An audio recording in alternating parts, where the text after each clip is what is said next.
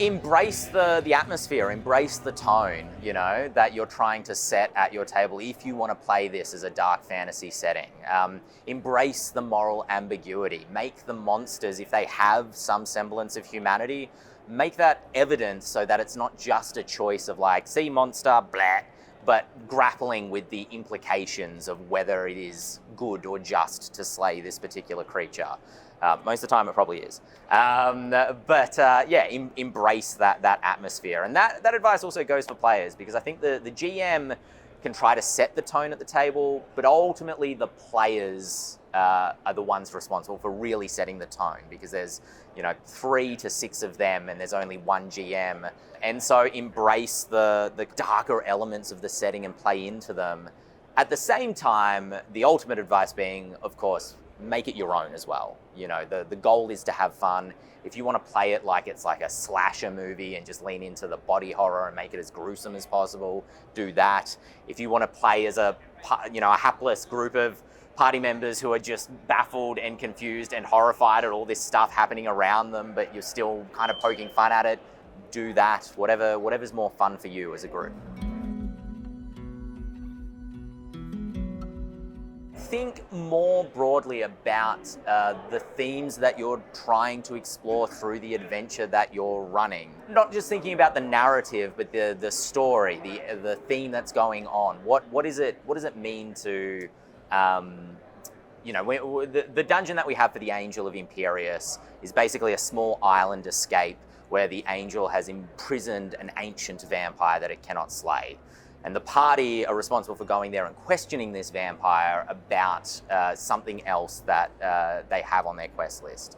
And they need to know whether it is better to potentially free this ancient evil to avoid a greater catastrophe, but evoke the anger of the angel, or whether it's better to just heed the angel and back off and be like, okay, this vampire is obviously imprisoned for a reason.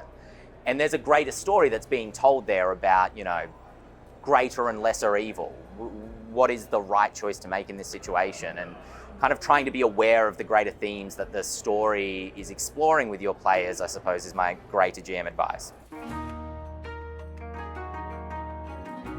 Do a session 0, obviously. You want to know, even if you're doing a dark fantasy game, where people's limits are.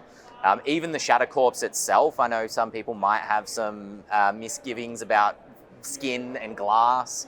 And so finding out, people might have surprising kind of icks that they don't like, that you want to be aware of before you go into a dark fantasy game. And then from there, set the tone that you want to tell overall. Are you going to take this, fully seriously in terms of maintaining that atmosphere? And when I say fully seriously, I don't mean no fun, no jokes ever. I just mean maintaining the atmosphere when it makes sense to. And then once that's all been established and you've all agreed on that, then embrace that. Turn down the lights just a little, high enough that everybody can read their character sheets, but turn down the lights just a little, speak in low tones, run it like you're running any kind of horror game at your table would be my advice.